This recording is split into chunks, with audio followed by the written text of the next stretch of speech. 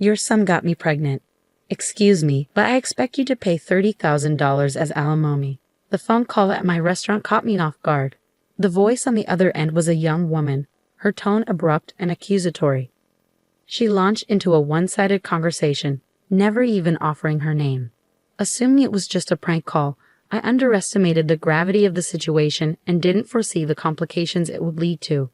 My name is Melissa Brown, and I own a successful restaurant in New York City. It has gained national attention from TV shows and magazines. As a result, our lunch and dinner reservations are consistently full.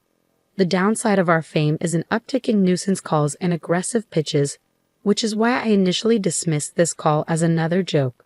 However, when she mentioned being pregnant, I was taken aback. I couldn't comprehend how my son might be involved in such a situation. Despite my disbelief, I decided to hear her out for a moment out of curiosity. I had an abortion. What are you going to do about the emotional and physical toll on me? Are you going to pay for the surgery too? First, could you tell me who I'm speaking to? I asked, trying to maintain professionalism even with prank callers. In the service industry, handling such calls tactfully is essential to avoid false narratives being spread.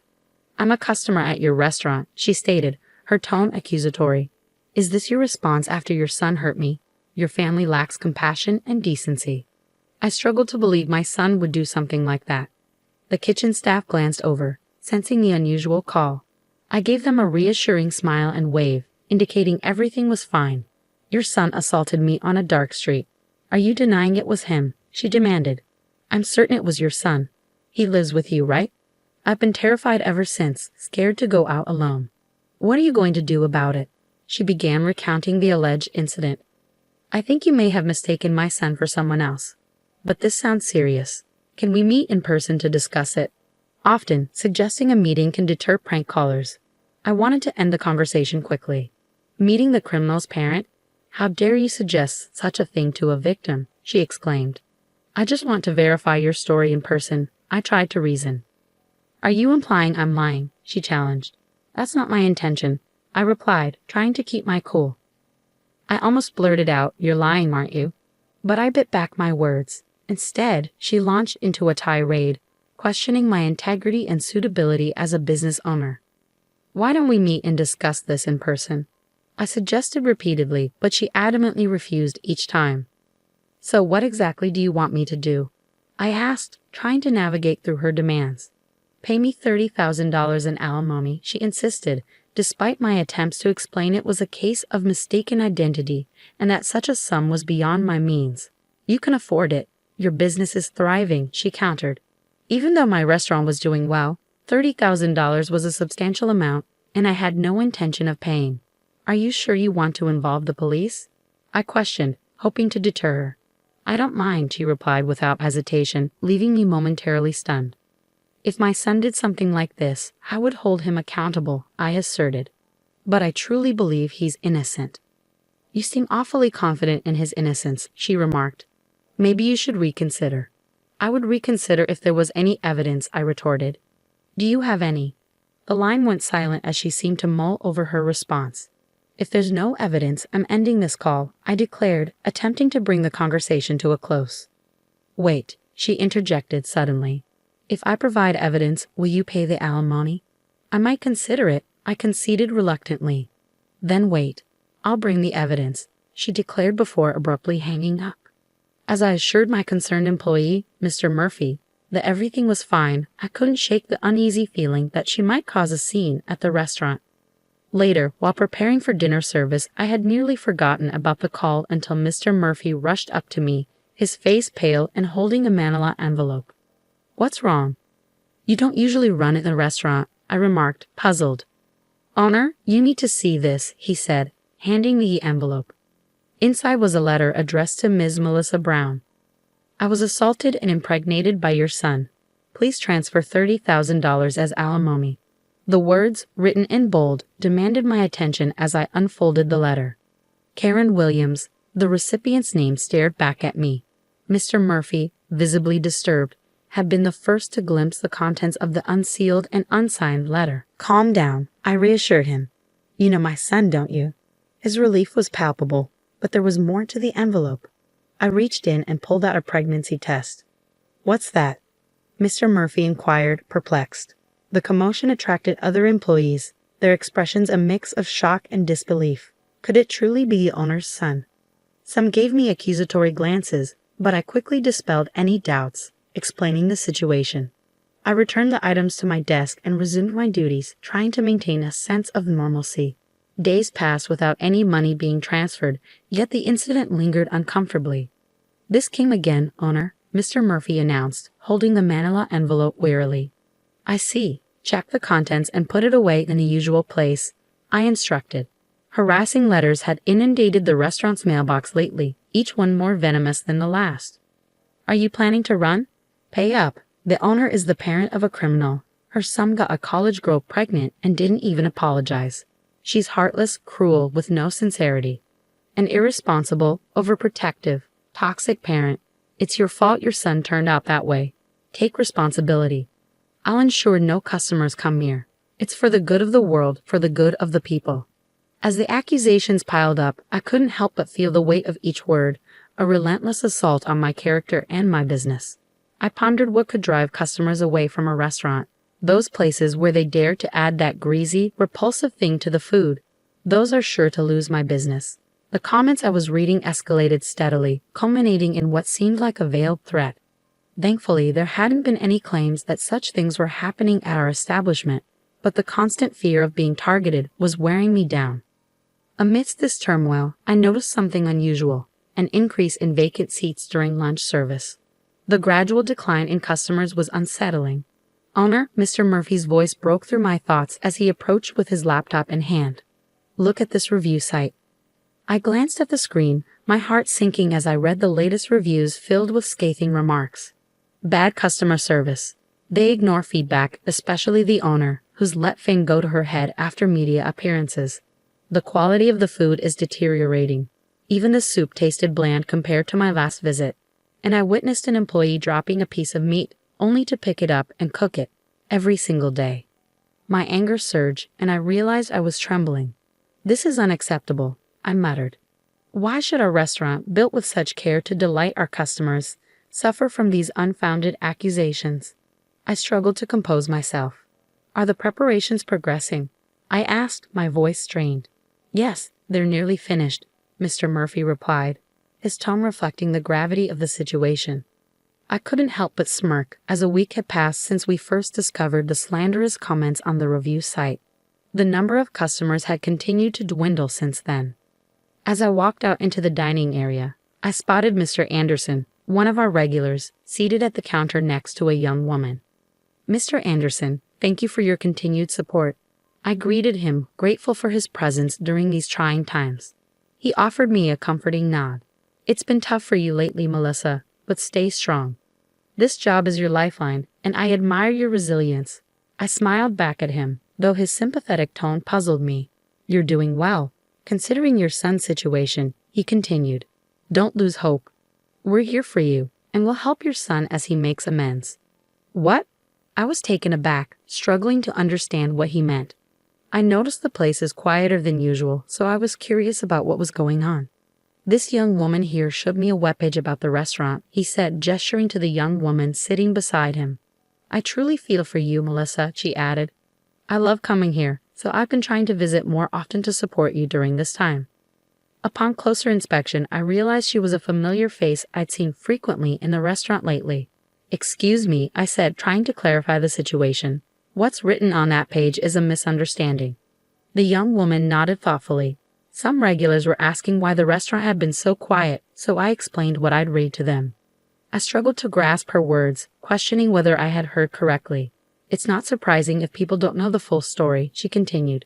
"Besides, I thought the owner would be happy to know that loyal customers like Mr. Anderson and myself were still supporting the restaurant."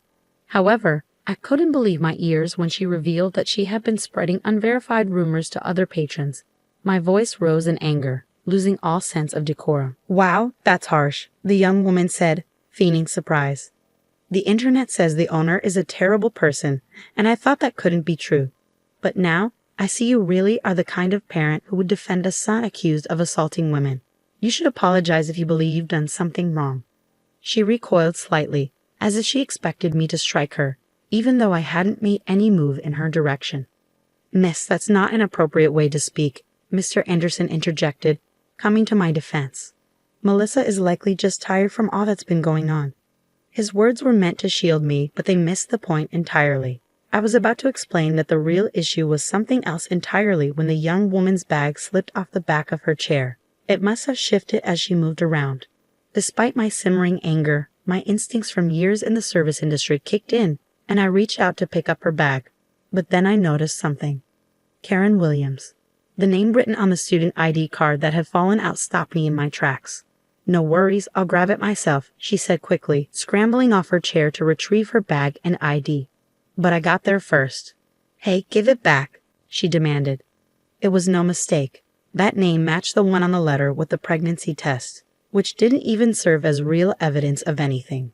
"So it was you I've been looking for, Karen Williams," I said, facing her. I must have swapped it with a friend by mistake. I'm not Karen," she protested. But the face on the ID and the one in front of me were unmistakably the same. "Interesting. So you're a student at Central College," I said. "No, I'm telling you, you're mistaken." Beside her, Mr. Anderson appeared perplexed, clearly not understanding what was unfolding. "I'm going to sue you," I declared, catching the attention of the few patrons around us. They all turned to watch the scene. "What did I do?" she exclaimed. "I believe you know exactly what you did," I replied firmly. "Since we're all here, let's let everyone know." I looked around at the bar, filled mostly with regulars, a reminder that few new customers had been coming in. The sight only fueled my anger towards this young woman, who seemed to be the source of our business's disruption. "Let me ask you this. Are you the one who called, claiming my son assaulted you and got you pregnant, then demanding alimony?" I glared at her, demanding an explanation. "Yes, that's me. I'm the one your son assaulted," she admitted without hesitation. Her surprising openness caught me off guard. "What, you want to humiliate me in front of all these people? This could backfire on you, considering the reputation of your restaurant." She shot back, her arms crossed defiantly. Her brazen attitude only fueled my anger further. "Mr. Murphy, bring everything over," I ordered, instructing him to fetch a laptop from the store's office along with a stack of envelopes and documents about 4 inches thick. "Was it you who sent these harassing letters to the restaurant?" I asked, raising my voice so the other customers could hear. I read aloud from some of the letters. "Pay up or run. This owner is the parent of a criminal. Her son impregnates a college girl and doesn't even apologize. Poor souls eating food from this woman's restaurant. I'm going to make sure customers stop coming to the store. It's for the greater good." The regulars who heard the harsh words covered their mouths in shock. "This is completely threatening," I pointed out. "There's no evidence that I sent this letter. It could be someone else who heard the rumors and decided to send it just for fun," she said, desperately trying to defend herself. I silently opened my laptop and displayed the screen of another review site for her to see. "Some of you here may have seen this defamatory content on this review site," I said, addressing the room. "You posted this too, didn't you?" She questioned me, challenging me for evidence and accusing me of being irrational. "Evidence, evidence, you demand evidence, yet the one you provided is questionable at best," I retorted. I showed Mr. Anderson the first letter I had received, along with the pregnancy test. "This," I said, pointing to the test, "is the supposed evidence she brought. What do you think of this red line? Doesn't it look like just a marker?" Even Mr. Anderson, with his aging eyes, could see the dubiousness of the tests, and the other customers began murmuring in response. The young woman grew defensive and angry, insisting she was the victim. "I was assaulted by your son. He even admitted it. It's disrespectful to doubt me." The patrons whispered among themselves, unsure whom to believe. "Since I'm the victim, it must be absolutely true," she shouted, her voice rising as if to garner sympathy. But her theatrics didn't faze me. "Let me clear this up," I said calmly. "My son is 3 years old. Chet." Upon hearing this, she let out a small, deflated gasp. "What?" she stammered. "My son may be active and strong for his age, but there's no way he could have assaulted you. Absolutely no way," she stammered, trying to regain her composure. No. I know you have an older son. You live together. I even have a photo." I heard you discussing dinner. She pulled out her smartphone and showed me a picture of a young man speaking with me near the store's back door. Isn't that Taylor? She said triumphantly. See, you have 2 sons. She continued, gaining confidence from recognizing the person in the photo. That's not right, I immediately refuted. Then who is this person? She demanded. Is he your lover? Are you having an affair with a younger man, and then he impregnated a college girl? What a scandal. Your business and your marriage are doomed. I let her finish and then calmly revealed the truth. This person is my niece, I said, pointing at the photo. Your niece? She questioned. Yes, and actually, she's a girl. I explained that my niece, who is tomboyish and often mistaken for a boy, even as an adult, is a college student who stays at my place. In exchange for boarding with me, she helps by cooking dinner and picking up my son. If you need evidence, I can bring her here for you to see for yourself, I told the young woman, who stood there in shock and seemed unable to comprehend my words. By the way, I've already gathered all the evidence related to the harassment letters and the review site posts. Evidence? No way, she stammered, looking pale and unsteady. I've already consulted with the police and my attorney. I continued, outlining the preparations I had made with the help of Mr. Murphy, one of my employees. The first piece of evidence was a letter from her, with fingerprints that matched those on the harassment letters. Additionally, all posts on the review site were traced back to her through a disclosure request. With no way out, she sank to the floor, her energy draining from her. Weren't you just saying it was better to apologize quickly if you've done something wrong? I asked. She mumbled something incoherently, her face pale, but I couldn't tell if she was apologizing. I will contact the police about you. I will also inform your parents and your college. Prepare yourself for a lawsuit for emotional distress and damages. No, please don't do that. I'm still a student. Please spare me, she pleaded. Whether you're a student or not, you're over 18 years old and an adult. You must take responsibility for your actions, I replied. In the end, I filed a criminal complaint against Karen Williams for defamation, business obstruction, and damages to the restaurant. It turned out she had been a big spender, buying luxury items on credit. When she couldn't make her payments, she committed these crimes. As a result, she was expelled from her college. The incident even made the news, and Karen became the target of harassment herself after her personal information was exposed. With the help of my lawyer, all slanderous posts on the review site were removed. The uproar unexpectedly turned into a positive outcome, as it cleared up misunderstandings among my regular customers. Now, the number of customers has returned to normal. While the incident initially deterred new customers, almost no regulars stopped coming. Despite all the lies Karen had spread, it was satisfying to know that her claims were not believed. Moving forward, I plan to continue running the restaurant with the trust of my customers in mind.